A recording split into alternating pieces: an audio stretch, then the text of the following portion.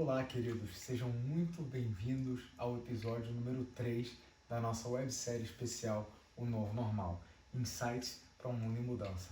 Eu sou o Aires, estou aqui para dar sequência na nossa jornada nesse terceiro episódio. Vamos nessa. Então, resgatando para vocês, se vocês lembrarem bem, essa websérie ela tem 4 episódios, dos quais a gente já cumpriu o episódio 1, onde a gente fez uma pequena introdução sobre crises e contextualizou um pouquinho as crises que a gente está vivendo nesse momento e como que elas são resultado combinatório de uma série de mudanças que o mundo vem sofrendo nas últimas décadas, né? Depois, ainda no episódio 1, a gente comentou sobre como essas mudanças refletem no primeiro aspecto que a gente olhou, que era o aspecto de pessoas e clientes. Quais são as mudanças no comportamento, nas tendências, no consumo? A partir daí a gente foi para o episódio número 2, onde a gente falou de economia, de mercado, de macro cenário, de grandes forças da economia. E desenhou também alguns impactos nesse aspecto, nessa abordagem. Hoje a gente entra no episódio 3 e a gente vai começar a olhar um pouco mais de carinho como que os impactos dessas crises se manifestam nas empresas e nos negócios. O que muda no jogo da gestão, das startups até as multinacionais? O que é diferente agora na maneira como a gente empreende, inicia negócios, capta investimento, na maneira como a gente lidera esses negócios e quais são as ações que os negócios estão tomando nesse momento para se adequar a esse novo normal. Então vem com a gente que a jornada é boa. Vamos nessa. Então, o episódio número 3, Empresas e Negócios, como todos os episódios, traz 4 inconclusões, né? Então, lembrando, a gente, por humildade, evitou chamar esses insights de conclusões, porque a verdade é que não há nada conclusivo sobre o novo normal. Isso aqui é uma chaleira ainda em ebulição, né? O que nós tentamos fazer aqui foi uma análise de um mundo que continua em movimento, continua mudando, logo qualquer foto ela é imprecisa, né? Então a gente tentou realizar algumas aproximações, né, para dar uma resposta, para dar um olhar, mas não chegam a ser conclusivas. Então a gente traz para cada um desses temas 4 inconclusões e hoje não vai ser diferente. Então eu vou explicar cada uma delas e vou dar alguns exemplos de coisas que estão acontecendo no mundo, empresas no Brasil e fora, para que a gente consiga entender mais esse momento. Joia? Vamos lá. A primeira inconclusão desse episódio 3 que é que algumas tendências já conhecidas se aceleraram e outras nos pegaram de surpresa.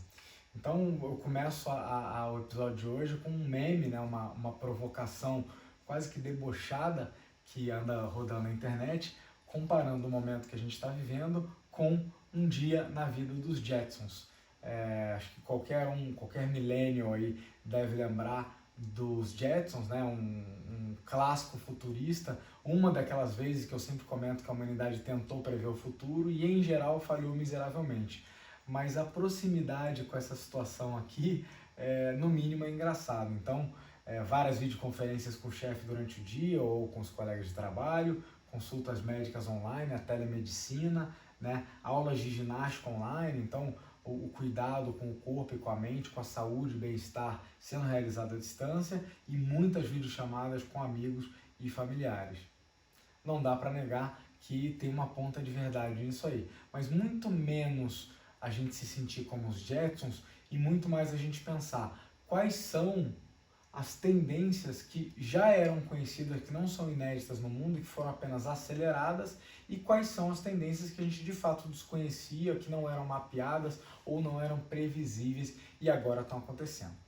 É óbvio que vem à nossa mente as coisas mais diretas, ou seja, aquelas necessidades que viraram óbvias com o estourar das últimas crises. E aí eu estou falando especificamente, né, no caso da pandemia do Covid. E aí todo mundo conhece esse caso da loja Covid Essentials, que abriu nos Estados Unidos. Não sei se todo mundo conhece, mas história da Covid-19 Essentials. É uma loja, né, uma iniciativa de varejo focada em acessórios para a pandemia e para a crise, principalmente máscaras e proteção. Eu quero ir além disso aqui, eu não quero falar somente das necessidades advindas da crise, mas aquelas que foram impactadas, sejam aceleradas ou sejam introduzidas pela crise. Uma delas, por exemplo, fala do nosso consumo de conteúdo através de streaming, ou seja, de plataformas de disseminação de conteúdo, como, por exemplo, o Netflix, né? Existe uma série de outras plataformas, portais, aplicativos, mas o Netflix acabou virando o carro-chefe, o mais famoso e a maior plataforma de streaming aí no momento. Pela primeira vez na história, isso aconteceu agora entre maio e junho, tá? Então bastante recente essa informação, o streaming supera a audiência da TV por assinatura. E não duvido que em muito breve vamos superar também o da TV aberta, né? Então o streaming tem um modelo de conteúdo fechado somente para assinantes, para pagantes, diferente da TV aberta, que se você parar para pensar também é paga, ela só não é paga por você, ela é paga por quem? Por um anunciante. Um anunciante paga os custos ali daquela programação, daquela novela, daquele programa, para poder ter o direito de, nos intervalos ou durante algumas inserções, te apresentar uma propaganda, te oferecer um produto ou serviço. Então, para quem passou boa parte da vida achando que TV aberta é gratuita, ela é paga. Ela pode não estar sendo paga diretamente por você, mas indiretamente sim. Tem um negócio em mente, quando você não está pagando pelo produto, você é o produto. E esse é o modelo da TV aberta. No caso do streaming, ele dá uma certa garantia de qualidade, porque existe uma aderência entre o conteúdo que é construído e a audiência que está lá para recebê-lo. Enquanto que na TV aberta isso é muito menos amarrado. E aí a preferência dos assinantes ou do público passa a ser consumir um conteúdo, ainda que pago diretamente, ou seja, tangibilizar esse preço. O cliente paga uma mensalidade por aquilo, mas ele tem um mínimo de garantia de um conteúdo que ele vai preferir. Uma outra tendência que já existia no mundo dos negócios é a coopetição, né? Ou seja, modalidades de competição saudável, onde competidores se apoiam e buscam sinergias entre si. Quem já assistiu alguma das minhas sessões desde que estouraram essas últimas crises, já me ouviu falar. Então, as mentorias para o Sebrae, para o governo do estado, o apoio às startups, eu tenho falado muito que é hora de reforçar parcerias. Isso significa reforçar a relação com o seu cliente, com a sua rede de fornecedores, mas também com os seus concorrentes, né? E aqui uma postagem da Exame, né, falando do acordo de code share entre a Azul e a Latam. Isso aqui também saiu super recente, esse acordo saiu na terça-feira, 16 de junho, onde a Azul e a Latam anunciaram esse acordo de compartilhamento de voos em um programa de fidelidade conjunto, né? É uma das maneiras que esses concorrentes têm de se apoiar durante um período difícil, como é o caso da crise. O setor aéreo foi muito prejudicado, foi um dos mais prejudicados, junto com o turismo, algumas outras áreas de entretenimento, e deve ter uma das saídas mais complicadas aí da crise. Primeiro, pelo fator óbvio de quase que necessitar de aglomeração. Então, aeroportos, salas de espera, salas VIP e o próprio voo em si já são espaços fechados com muita gente, né?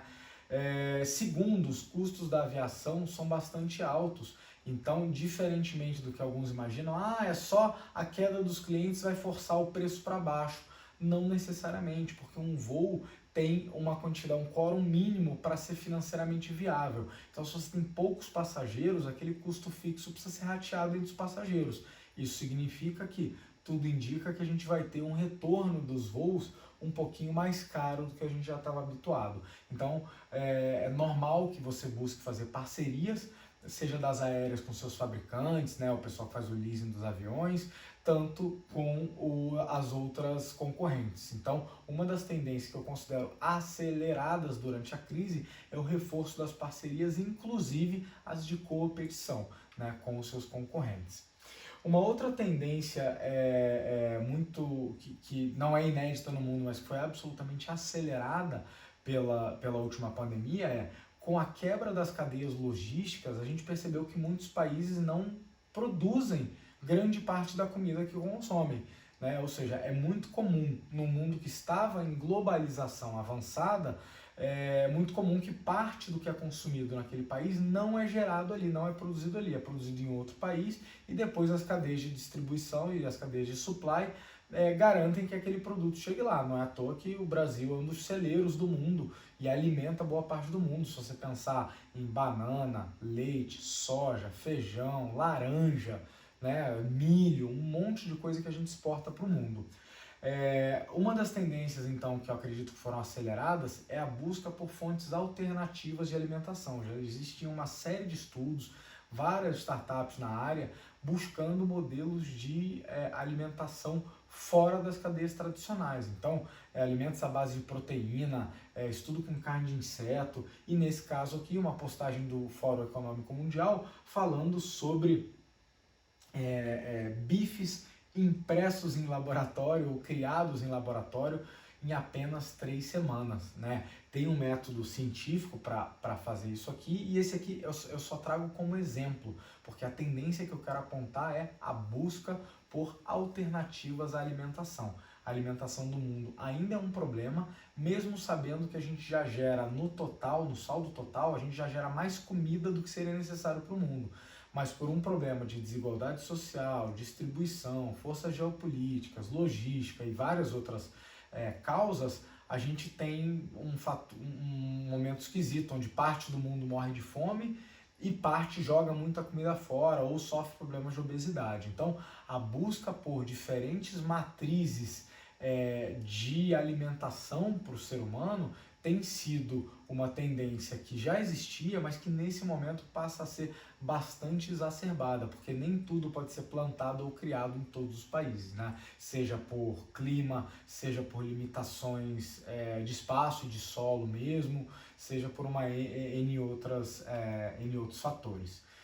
E aí, uma tendência também conhecida que foi absolutamente acelerada é a da robotização, né? A robotização é um fenômeno dentro do fenômeno da automação e ele já vinha há muitas décadas. E por que eu trago essa ilustração aqui? Porque se você parar para pensar, embora a robotização tenha virado um assunto mais mainstream, um assunto mais acessível, mais falado, mais discutido por muita gente nos anos recentes, a verdade é que a robotização não é um processo novo, não é um processo recente. Vários dos nossos bens de consumo, inclusive automóveis, por exemplo, já tem na sua linha de produção ou um híbrido de robôs e humanos, mas com uma tendência forte a muito mais robotizado do que humanizado, né? Então existem várias linhas de produção que são 100% autônomas, que têm baixíssima ou zero intervenção humana. Qual que é a grande diferença? A escala de adoção é uma das diferenças, né, do movimento da robotização de agora para esse movimento histórico de robotização e de automação. Se você parar para pensar, vários postos de trabalho foram sendo automatizados ao longo do tempo. O assessorista de elevador, né, passou a ser, a caixa hoje opera sozinha, né, você não precisa de alguém apertando botões.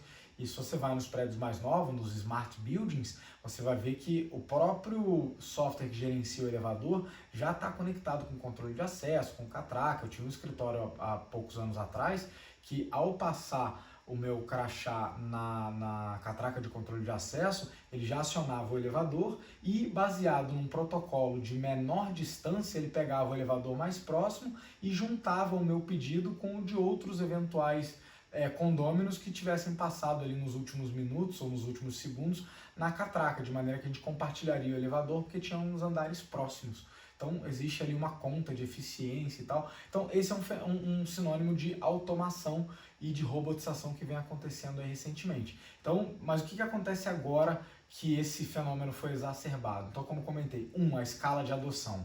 Negócios que nunca tinham pensado utilizar automação e robotização agora estão se virando para entender melhor e ver como é que se encaixa. Segundo, o aspecto visual. Grande parte da robotização que está acontecendo agora, ou uma parte da robotização, ela é baseada em humanoides, ou seja, robôs que de fato parecem, replicam corpos humanos ou corpos de animais. de maneira que chama muito mais atenção um robô humanoide, que tem cabeças, braços, pernas e olhos, do que um robô como esse aqui, que faz uma soldagem muito precisa, mas não tem cara, não tem olho, não tem cérebro. Terceiro motivo que faz com que essa tendência exacerbada seja diferente do que já vem acontecendo é a capacidade de tomada de decisão desses robôs, né? Então eles passam a ser muito mais capazes de fazer tarefas mais cognitivas do que automáticas, do que manuais, né? Vamos dizer assim.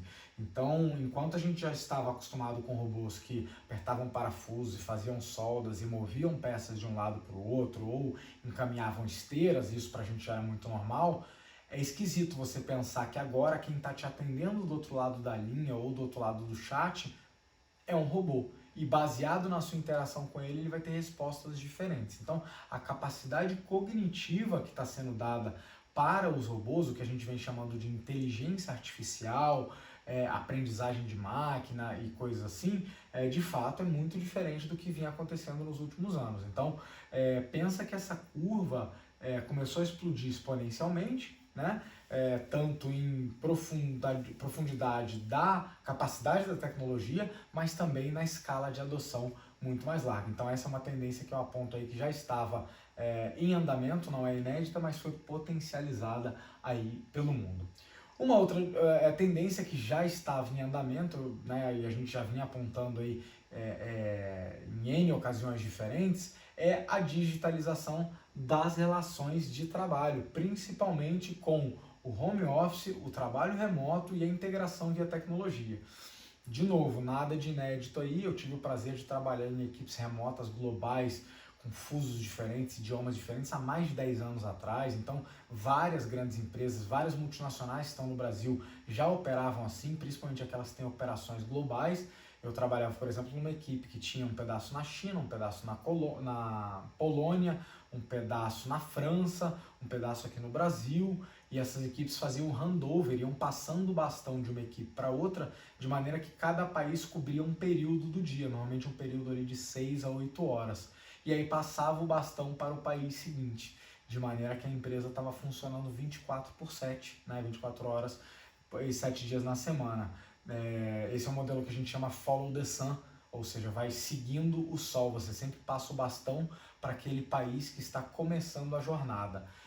Então, assim, essa é uma tendência que não é inédita, não é nova, vinha ganhando adeptos no mundo dos negócios, mas foi absolutamente empurrada à máxima velocidade com essas últimas crises aí. Então, se você pensar, esse aqui é um gráfico da Statista de os aplicativos mais baixados, especificamente nos Estados Unidos, tá? Que eu acho que é uma foto relevante, não representa o mundo inteiro, mas dá uma boa dica de comportamento, na última semana de março, entre março e abril de 2020. Então, você pode ver que os aplicativos ou estão ligados a compartilhamento de informações, né? A gente tem o Newsbreak, a gente tem aplicativos utilizados para ensino remoto, como o Google Classroom, você tem ferramentas de videoconferência, como o Hangouts Meet e o Zoom, e redes sociais também, uma maneira de consumir conteúdo, e a tendência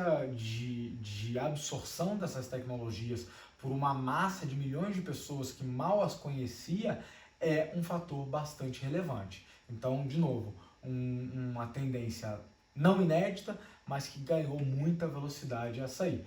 E aí, queria deixar aqui para fechar essa primeira conclusão, algumas das tendências que devem permanecer após a crise. A fonte disso aqui é do pessoal da Opinion Box, tá? Então, indo da menor para maior, né?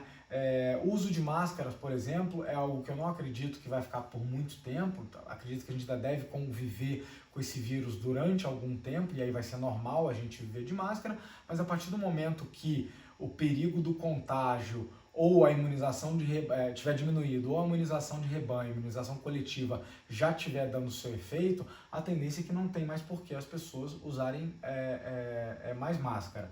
Talvez vai ser normal a gente usar máscara quando sentir que está doente, está resfriado, pelo respeito aos outros, né? Mas a tendência é isso não ficar, né? Fazer a própria faxina também é algo que me parece que foi necessário como dos comportamentos necessários de adaptação nesse momento.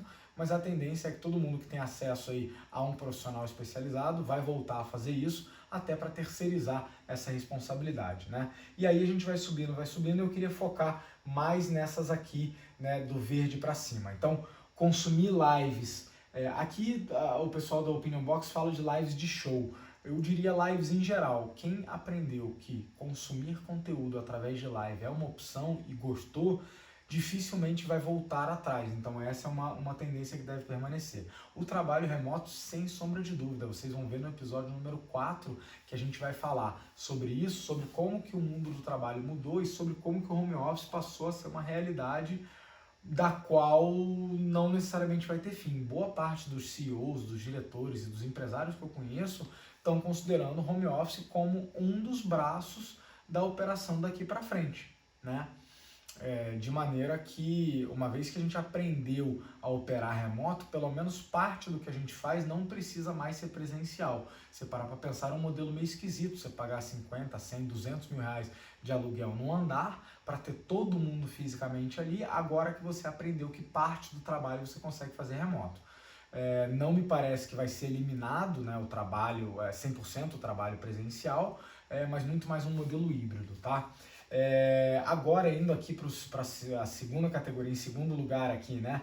Fazer compras online, essa é outra coisa que muitos consumidores, principalmente o latino que gosta de pegar o produto na mão e aprendeu a fazer compra online porque ele não estava mais fazendo a decisão da compra.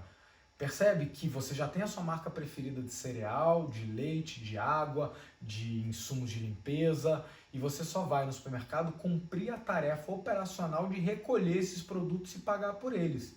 Então é diferente de uma compra onde eu estou analisando o produto e vendo se me serve, se me cabe, se me faz sentido, como uma roupa, um sapato.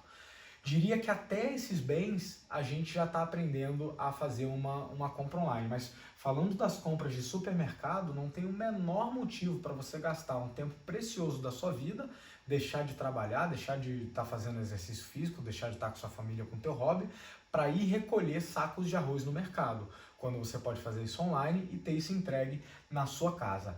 A higienização de produtos e alimentos deve ser uma tendência que fica. A preocupação com a higienização é algo que vai ficar marcado nessas gerações que passaram por uma crise sanitária, né? Isso é bastante comum. Fazer reuniões por videoconferência, muito ligado ao trabalho remoto, mas reuniões em geral. Lembre-se que reunião não é só de trabalho. Reunir-se, inclusive socialmente, happy hours acontecendo aí via videoconferência. Ele está dizendo que o pessoal não vai voltar para o boteco? Não é isso que eu estou falando, não. O que eu estou falando é uma vez que você aprendeu que você pode fazer reuniões online, vamos falar com a família, né? A família que é distribuída aí, mora em vários... Eu tenho gente no mundo todo, né? Seja da minha família de sangue, seja da minha família de coração. Reunir-se por videoconferência é um comportamento, é uma tendência que dificilmente abrirei mão. Já usava antes da pandemia e agora não tem por que abrir mão. E lá na primeira categoria, algumas tendências, como o ensino à distância.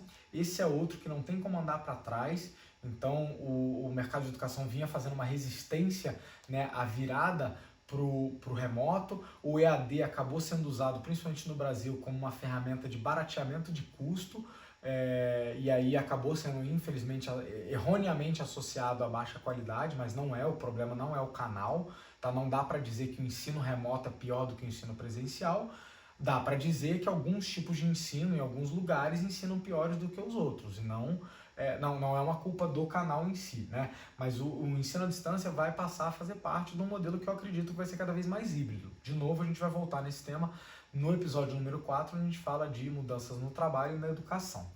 Comprar dos pequenos produtores locais. Essa é uma tendência que existia, mas era ainda pequena, né? Ainda modesta. Tanto o pessoal do capitalismo consciente, que eu mencionei no segundo episódio, né, que buscavam uma relação mais justa de consumo, né, comprando do pequeno, evitando os intermediários e tal, agora foi quase que empurrado, né, além desse pessoal que já estava buscando coisas como o movimento de fair trade, de comércio justo e consumo consciente, agora se juntou a milhões de pessoas que foram empurradas a comprar dos produtores locais. Por quê? Porque as grandes cadeias tiveram o seu fluxo de cadeia de suprimentos interrompido. Então faz cada vez mais com barreiras, seja sanitárias, seja físicas, entre países, entre cidades, está cada vez mais difícil, mais caro fazer produtos chegarem de um lado para o outro. Então o consumo na tua micro-região vai passar a fazer mais sentido, tá? E isso junto com cuidados com a higiene. Então, de novo, essa é uma marca que o cuidado com a higiene é uma marca que fica impressa em qualquer geração que passou por crises epidemiológicas ou de cunho sanitário, né? Então fica aí uma leitura de algumas tendências para exemplificar a inconclusão número 13. Vamos agora para a conclusão número 14. A inconclusão número 14 fala que negócio bom não é resiliente, é antifrágil. Como que a gente sai de um modelo de unicórnio e passa a pensar mais em fênix? Bom, para começar eu queria explicar um pouquinho a terminologia que eu usei aqui nessa inconclusão, tá? Resiliente é um adjetivo que a gente dá para... Ele vem da engenharia de materiais, né? E fala que resiliência é a capacidade que um material tem de sofrer estímulos externos e ou não alterar a sua forma ou voltar à sua forma original após ser exercida essa força externa. E aí acabou sendo apropriado, esse termo acabou sendo apropriado como um adjetivo para pessoas, negócios, né, que têm capacidade de sofrer pressões externas, forças externas do ambiente e voltar ao seu estado original ou se manter, né, no estado original. Acabou sendo vendido ou entendido como uma grande característica positiva, né, pessoas resilientes, negócios resilientes, mas eu queria aqui ampliar esse conceito de que um negócio que voltar igual depois dessas últimas crises, eu não sei se tem muita vantagem, porque o ambiente ao redor dele mudou tanto que não necessariamente voltar igual é bom. E aí vem um pouquinho da minha provocação, de que um negócio tem que não se preocupar em ser resiliente, mas antifrágil. Antifrágil é um conceito que foi cunhado pelo Nassim Taleb. O Nassim Taleb é um libanês, é um líbano-americano, né? Então, nascido no Líbano, eu tive a chance de ir para lá e conhecer bastante do trabalho dele. Salvo engano, de formação economista e estatístico, e fez uma carreira no mundo dos investimentos. Tem pelo menos umas 6 ou 7 obras publicadas, entre elas o Cisne Negro, que também é um outro conceito que aborda riscos e fatores disruptivos no mundo. Então o Taleb já é muito conhecido tanto no mundo dos investimentos quanto no seu estudo sobre aleatoriedade, sorte, risco, impacto, né? E aí ele cunhou esse termo antifrágil e lançou o livro homônimo, Antifrágeis, coisas que ganham ou que se beneficiam com o caos, com a desordem. Então olha que bacana, o conceito dele vai muito mais além da resiliência. Alguns de vocês, por exemplo, conhecem que eu tenho um projeto, né, completamente diferente dessa área de negócio, é um projeto de desenvolvimento pessoal chamado Antifrágeis, que se baseia justamente nesse conceito do Taleb. Eu fiquei fã, eu sou um fã da cultura libanesa.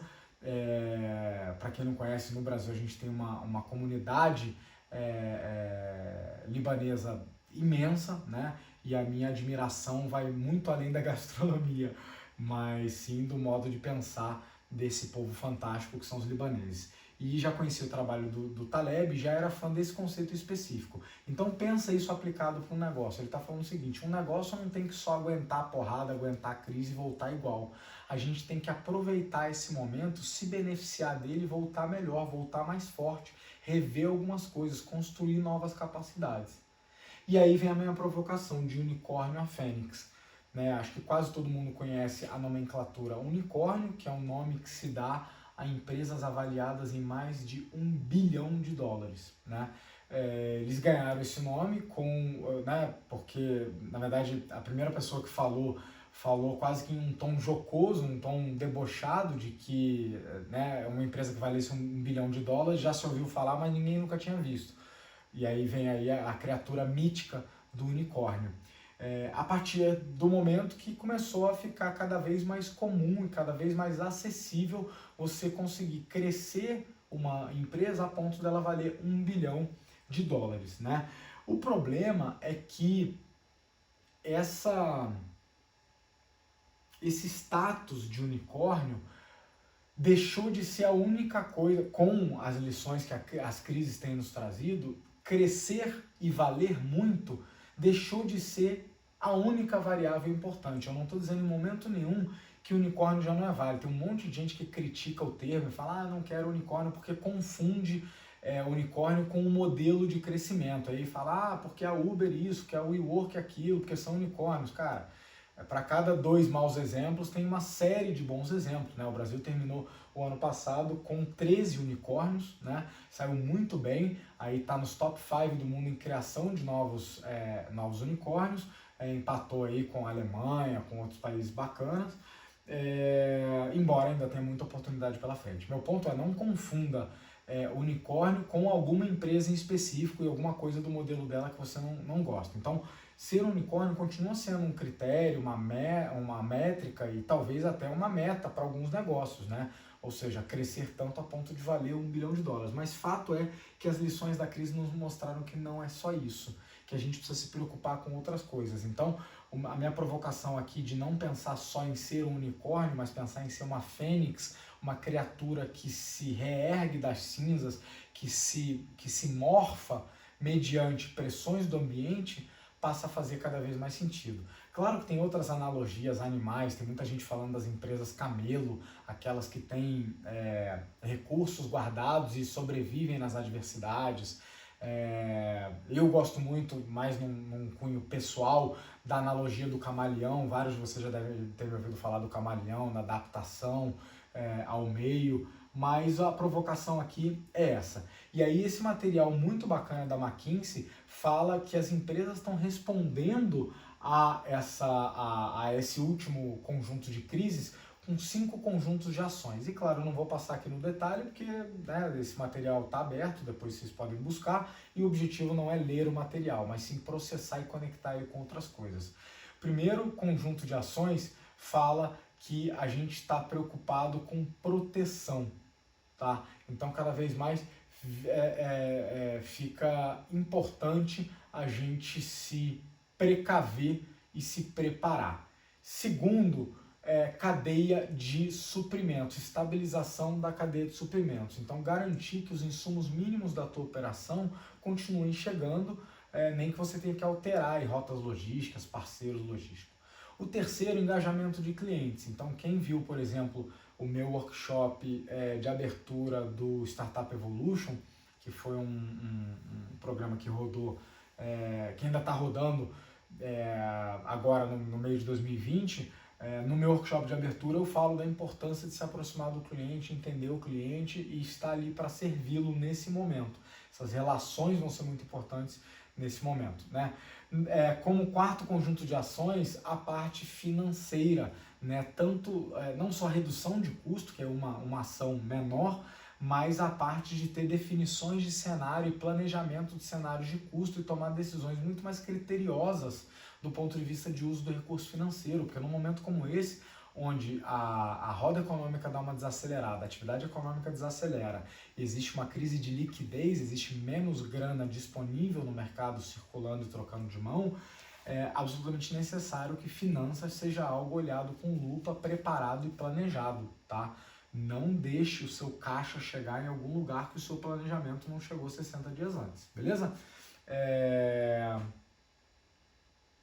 Bom, e por último, ponto de vista de tomada de decisão. Então eu pude ajudar vários dos meus clientes, assim que estourou a crise, a gente tem um workshop justamente de gestão de risco e de centralização dos planos e de acompanhamento dos planos de adaptação da tua empresa.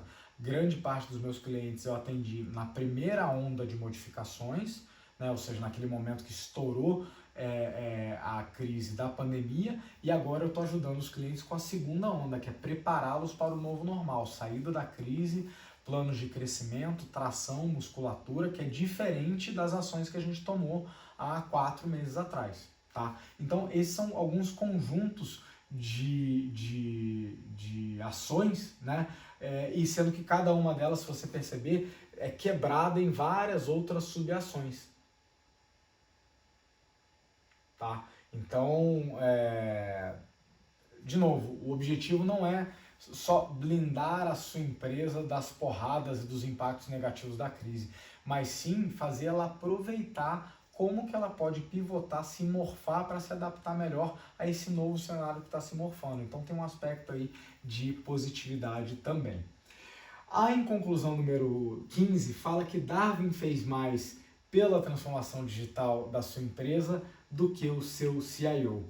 A inovação que vem do impacto. Aqui, de novo, é uma provocação que eu faço. Eu acho que todo mundo conhece a teoria da seleção natural de Darwin, né? Deve ter estudado isso na escola, onde Darwin foi um dos grandes, o grande levantador da bandeira de que a evolução das espécies não acontecia com base no comportamento delas, mas sim com base na seleção natural, de que a natureza selecionava através da morte quais eram os organismos mais aptos para sobreviver e triunfar em determinado ambiente. E boa parte da vida do Darwin foi dedicada a isso. E já tem muito tempo que eu aprendi a estudar outras áreas, né, como polímata que sou, eu aprendi a estudar outras áreas e trazer aprendizados de outras áreas para a gestão empresarial, para a estratégia, para a inovação e para os negócios. E aqui eu estou então pegando um conceito lá das ciências biológicas, né, e naturais, da seleção natural de espécies, onde a espécie que permanece a longo prazo e que sobrevive a longo prazo não é a mais forte, a melhor caçadora, mas sim a que melhor se adapta. Eu pego esse conceito e transplanto para o mundo dos negócios em 2020. Na verdade, lá em 2016 foi a minha primeira palestra em cima disso e acabou que eu rodei o mundo, acho que é uma das palestras que eu mais entreguei, devo ter feito ali uns 6 ou 7 países diferentes, associando o darwinismo original, né, de espécies e da biologia, ao darwinismo dos negócios, como que a seleção natural do mercado acaba eliminando quem não é absolutamente adequado, quem não é fit com aquele ambiente que o hospeda, né? Você pode criar alguns mecanismos artificiais de sobrevivência, mas no longo prazo o ambiente ganha, né? Então ou você se adapta a ele ou a tendência é você morrer ou ficar para trás. Então o meu ponto aqui é que a necessidade que as empresas tiveram de se adaptar ao ambiente fez muito mais pela transformação digital do que o teu Chief Information Officer ou o seu diretor de TI ou o seu responsável de inovação, né? Essas últimas crises fizeram um chacoalhão digital que obrigaram as empresas a fazer transformação digital à forceps, ou pelo menos parte dela, né?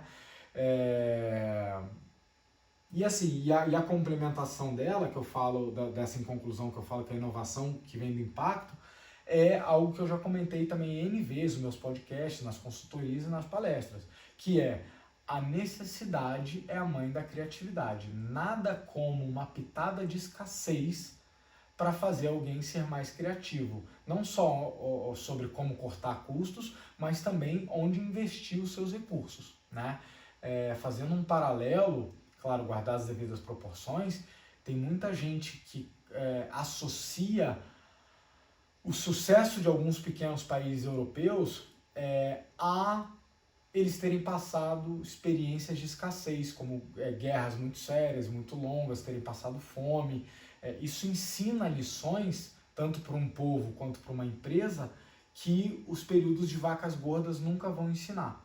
Então, muito da inovação vem num momento de impacto de crise, num momento em que as empresas precisam pensar diferente, num momento que elas precisam extrair mais eficiência dos recursos, num momento onde não tem dinheiro sobrando, num momento onde você tem que ser criativo para fazer escambo de produtos e serviços. Então, o meu ponto é que a gente está transicionando para uma nova economia e essa obrigatoriedade que o ambiente nos fez, ela é muito boa para os negócios, apesar de ser dolorosa.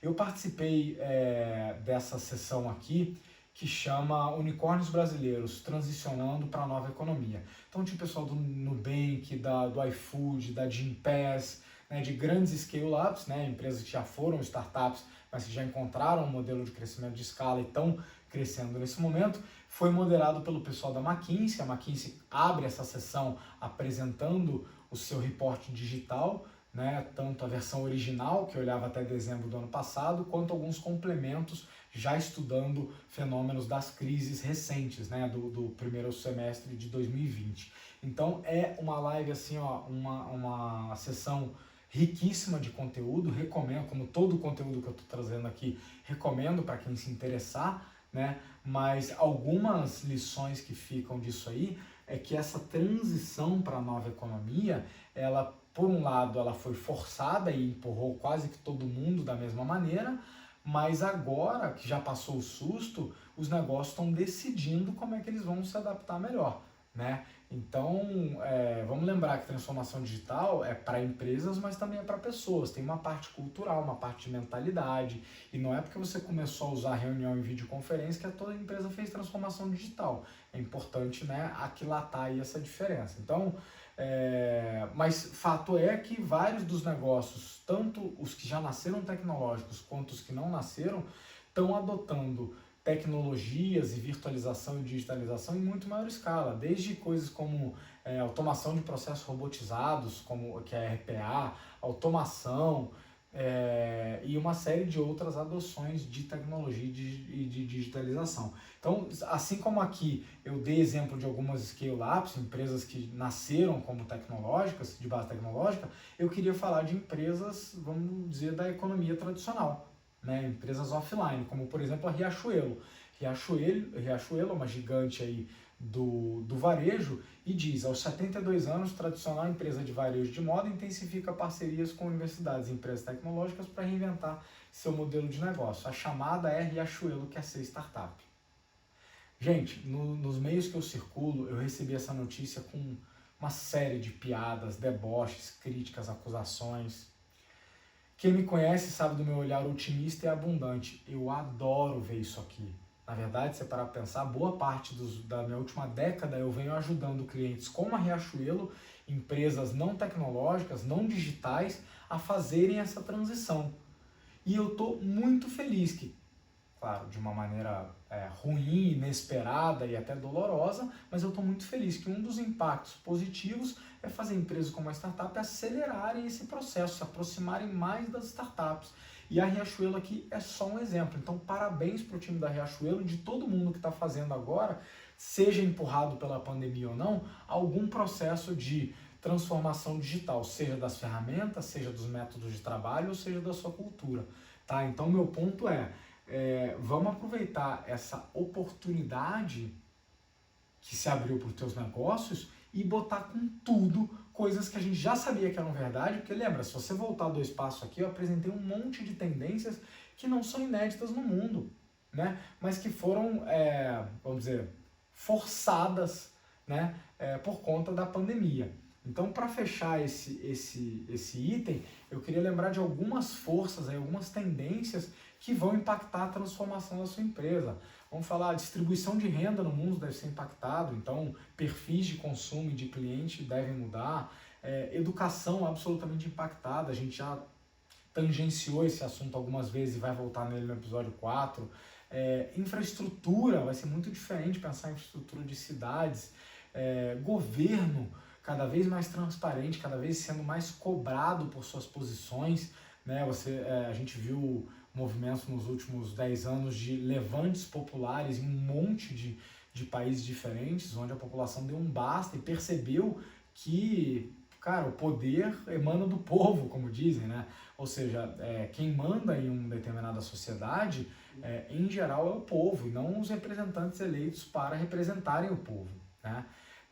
Mudanças na geopolítica, mudanças na economia, na saúde pública, na demografia, no meio ambiente, mídia e telecomunicações, e na tecnologia. Todas essas são tendências que vão fazer a sua empresa precisar se acelerar. E nesse momento onde está todo mundo sendo empurrado, inclusive seu concorrente, meu amigo, você não quer ficar para trás, tá? Porque algumas coisas deixaram de ser diferencial e vão passar a ser commodities.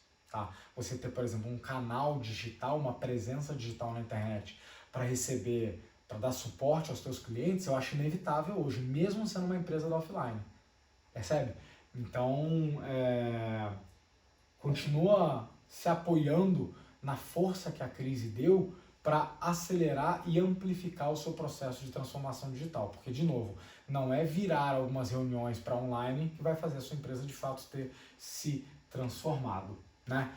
Quem lembra aí, por exemplo, de um fato que eu comentei lá no episódio 1, quando a gente fala de tendências de comportamento, é essa aqui. Essa aqui é a fila inteligente do embarque da Azul, né? Foi desenvolvido pela Pacer, uma startup de Curitiba, tem a assinatura de exclusividade com a Azul, salvo engano, durante 2 anos, e é um sistema de projeção com câmeras, com algoritmo de inteligência artificial, que reduz absolutamente o tempo do embarque, e nesse momento de redução de aglomeração, ela já prevê, né, não só a distância entre as pessoas na fila, mas também a ordem ideal de embarque para minimizar a aglomeração durante esse processo. Então, esse aqui é um exemplo claro de adaptação.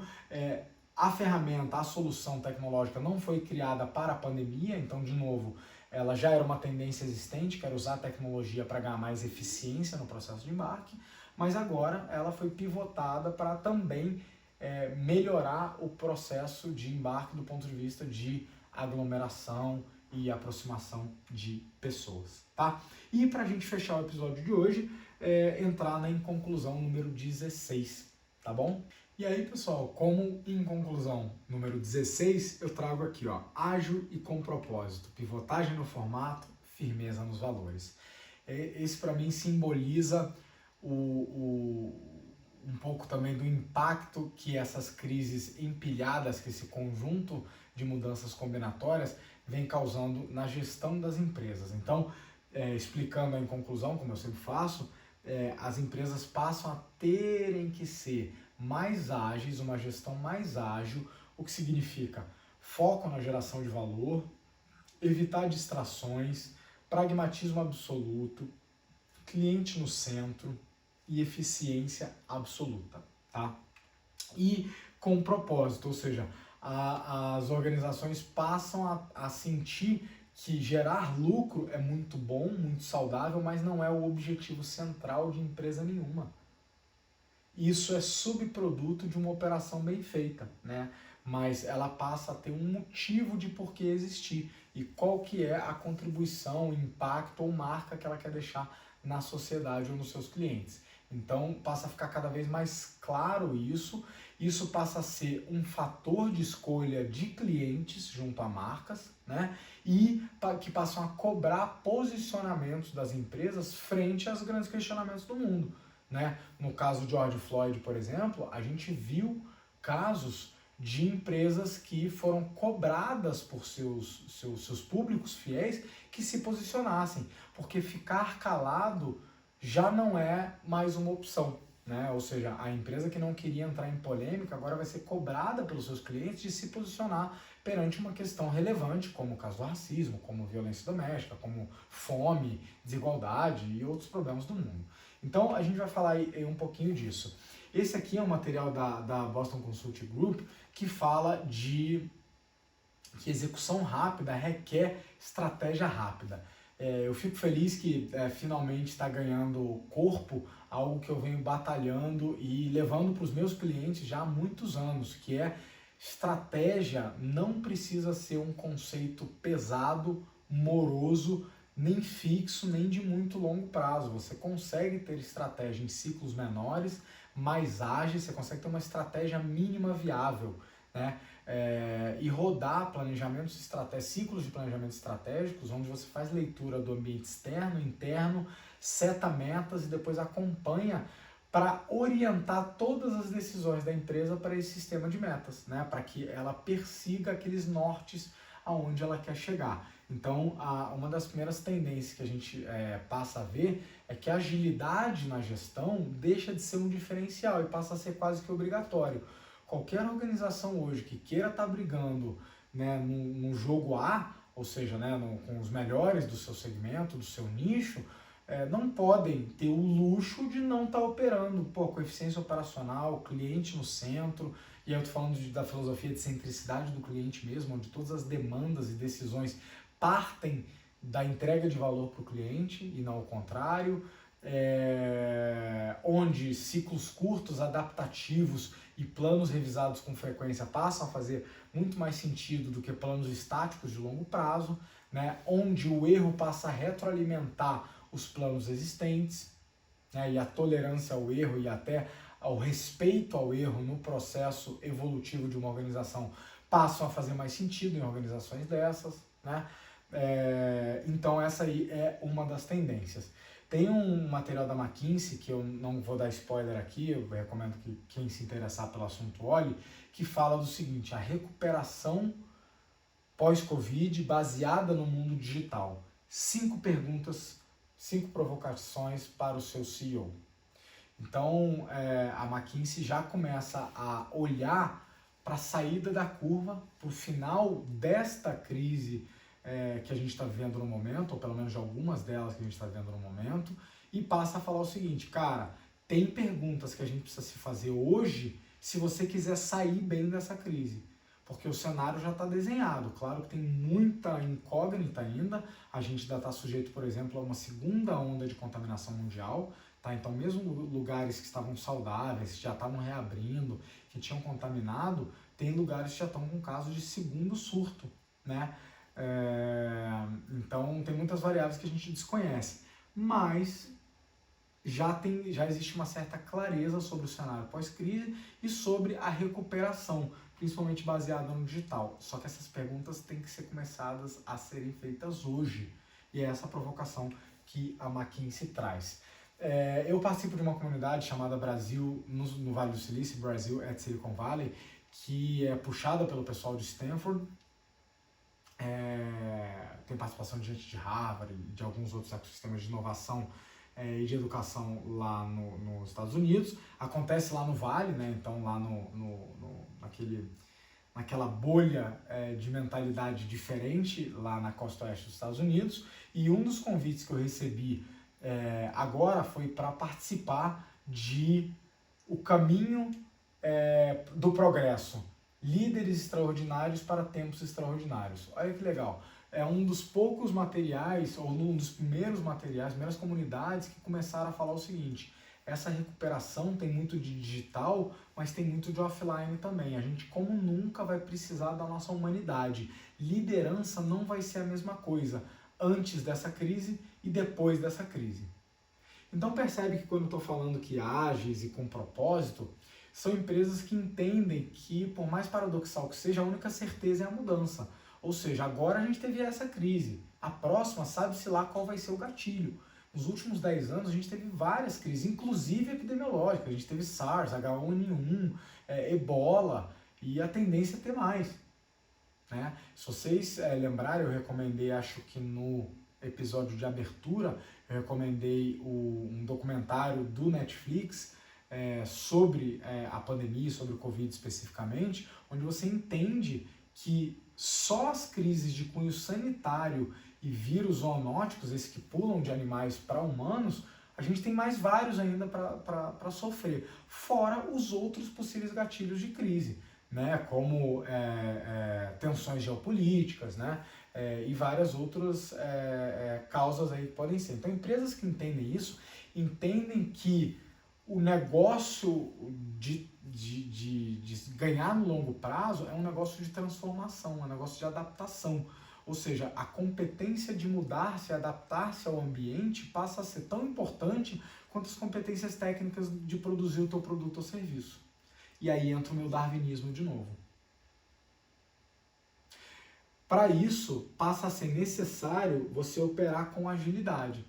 Porque se agilidade tem a ver com ciclos curtos e muita adaptação, essa musculatura de adaptação vem daí. Agora, ao contrário do que a gente viu algum tempo atrás, não pode ser agilidade no oba-oba. Utilizar post-it não é gestão ágil. Pessoal de cursinho de Scrum falando de Business Agility, cara, é vergonhoso. Porque tem uma montanha de diferença entre usar um método ágil num departamento lá, pessoal aí, ex-programador falando de Business Agility, é esquisito pra cacete.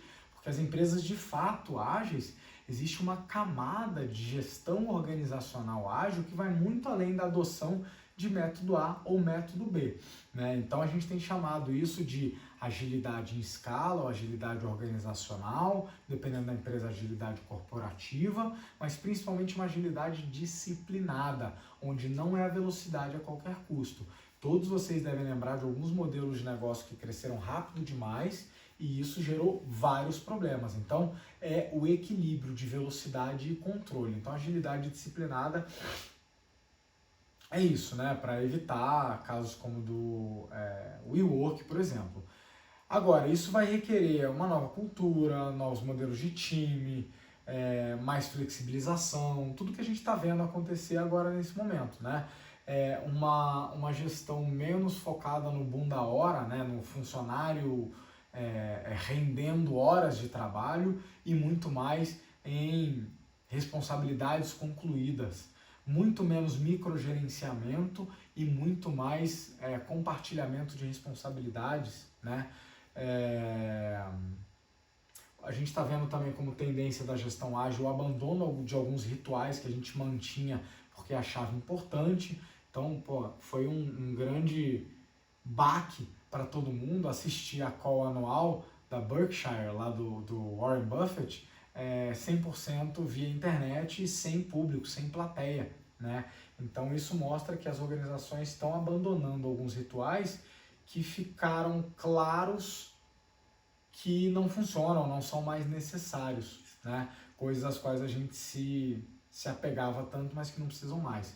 Outra tendência da gestão ágil é a gente mudar a maneira como a gente faz atração, recrutamento, onboarding, aquela integração do novo colaborador, né? E até o empoderamento do que ele pode ou não pode fazer, né? As suas alçadas de atuação e de responsabilidade. Num mundo 100% digital, que é o que a gente está vivendo agora, né? Poucas empresas estão conseguindo trabalhar híbrido, grande maioria trabalhando digital, a gente está vendo isso muito mais forte. Além disso, como é novo para todo mundo, a gente está vendo uma coisa muito bacana, de tolerância maior a erro. Então, eu comentei um pouquinho antes sobre o erro como mecanismo de aprendizagem, né? As empresas passando a respeitar e passando, inclusive, a lidar com o erro. Como é que eu gerencio o conhecimento, né? Então, alguns de vocês já devem ter me ouvido falar da Learning Organization, né, que o Peter Senge comentava, que organizações que aprendem têm algumas características diferentes das outras. Para quem gosta, aí, um clássico dessa área é a quinta disciplina do Peter Senge, e ele comenta um pouquinho sobre as Learning Organizations, organizações que extraem experiências positivas e negativas de tudo que fazem e conseguem ter um processo de retroalimentação. E aí depois institucionalizam os acertos e também institucionalizam ou transformam em método não só os acertos, como a blindagem aos erros, né? Então, empresas que estão buscando errar mais cedo e errar barato, finalmente entenderam um pouco da filosofia startup que a gente vem tentando trazer para todas as empresas há muito tempo. De novo, mais uma coisa que não é inédita, mas passa a ser feita num volume, numa escala diferente do que vinha sendo feito antes. Então, gestões mais leves, foco mais no fim do que no meio, diferentes modelos de liderança, porque agora você não tem mais a força do ambiente físico de trabalho. E aí é o que o pessoal do Brasil Silicon Valley comentou, né? Se eu tenho tempos que são extraordinários, ou seja, não são comuns, não são ordinários, não são normais, são diferentes, eu preciso de lideranças diferentes. E se você tentar liderar o seu time ou o seu negócio com as mesmas técnicas, práticas e abordagens que você fazia antes, provavelmente você vai ter muita dificuldade, tá? Então, fica aí algumas das tendências aí que a gente deixa. E para fechar, quando eu comento do propósito, eu queria trazer o exemplo da Magalu. Quem acompanha o meu podcast, por exemplo, o podcast do Grow, ouviu que de maio para junho, foi lançada uma pesquisa pela ESPM do Rio, Escola Superior de Propaganda e Marketing, que embora não seja uma pesquisa definitiva, nem com uma base amostral muito grande, né, salvo engano tinha umas 300 empresas, umas 300 pesquisados, ela no mínimo ela é reveladora e confirma algumas coisas que a gente já está percebendo, né? Quando eu comentei que as pessoas estão usando como critério de decisão de compra a identificação dos seus valores com os valores da marca, as marcas passam a ter uma responsabilidade de não só fazer comunicação sobre algo que elas acreditam, mas tomar decisões na prática de acordo com aquelas crenças e valores. E essa pesquisa da ESPM mostra que algumas marcas, na cabeça dos clientes, são top of mind positivo sobre as ações sociais que fizeram durante a crise. E outras são top of mind negativo, são as mais mal lembradas em relação a seu comportamento durante a crise. Otimista que sou e positivista que sou, vou falar do exemplo negativo. No topo da lista, junto com a iFood, junto com Itaú e outras, aparece a Magazine Luiza, a famosa Magalu. A Magalu teve pelo menos aí umas 7 decisões diferentes que alinham com o discurso dela desde antes da crise, da importância que ela dá à cadeia de fornecimento, de fornecedores, aos seus colaboradores, aos seus vendedores. E aí, entre outras coisas, a Magalu disponibilizou uma plataforma de loja online para que os parceiros e vendedores pudessem fazer a migração para o e-commerce de maneira mais fácil possível, e ajudou uma galera, né? Isso junto com as ações de proteção à mulher, né? Não sei se vocês viram, mas através da inteligência artificial ali da robozinha da Magalu, você podia simular uma compra online, mas na verdade pedir ajuda para violência doméstica, em especial violência feminina, violência contra a mulher, que é um problema seríssimo no Brasil e em vários outros países, tão ou mais sério que uma Covid, para evitar entrar no mérito aí de hierarquia, é um problema seríssimo, e que a Magalu fez aí a sua parte. Se posicionou muito claro, né, desde o início da crise, sobre o que acreditava, falaram que não iam demitir, não demitiram, provocaram o empresariado brasileiro a fazer o mesmo. Então, o meu ponto é que propósito deixa de ser algo intangível, discutido nessas linhas coloridas, e que depois vira um quadrinho pendurado na parede da empresa, e passou a ser norteador de decisões de negócio. E as empresas que tomam decisões alinhadas a esse discurso tendem a ter uma identificação mais forte com o cliente. Da mesma maneira que empresas que pisam na bola ou garantem uma percepção ruim ou até sofrem pressão direta. Um dos casos que eu comento no episódio do podcast é o CEO da CrossFit Internacional, né? Então, foi quem basicamente inventou a modalidade e fundou o negócio que se apoiava na modalidade de treinamento funcional, né, que é a CrossFit, há mais de 20 anos atrás. Então, uma pessoa que tem uma colaboração histórica incrível para o esporte, mas que, dado as respostas que teve durante a crise, como lidou com algumas dificuldades, sofreu, assim, uma pressão incrível da comunidade no mundo inteiro até pedir para sair, tá? Então, meu ponto é que propósito, uma tendência que eu vejo muito clara e que foi, de novo, não é inédita, mas foi acelerada, é que comunicar os seus valores, suas crenças e o motivo de você operar o seu propósito passa a ser importante, mas principalmente agir de acordo com esses valores para ser coerente, né? O que mais tem aí é profissional incoerente entre o que fala e o que faz, empresa incoerente entre o que fala, o que tem lá no quadrinho bonito na parede, e o que de fato faz, né? Isso conclui aí um pouquinho do nosso episódio número 3, tá? Então, alguns dos impactos nas empresas, nos negócios, na gestão, no empreendedorismo, na liderança, né? E aí já começa a dar aí alguma clareza de quais adaptações a gente tem que fazer, tanto no nosso negócio quanto no nosso perfil de empresários, empreendedores, mentores e consultores. E eu espero vocês no episódio número 4, que está incrível. O episódio número 4 fala de mudanças no mundo do trabalho, na carreira e, consequentemente, na educação. E é nesse episódio 4 que eu faço uma amarração no final e digo para vocês alguns próximos passos de, uma vez que a gente entendeu as mudanças no mundo, como é que a gente vai se adaptar? Como é que a gente vai construir as novas competências? quem é o novo você no novo normal. A gente vai falar disso no final do episódio 4. Então, espero que tenham gostado e eu espero vocês lá. Um abraço.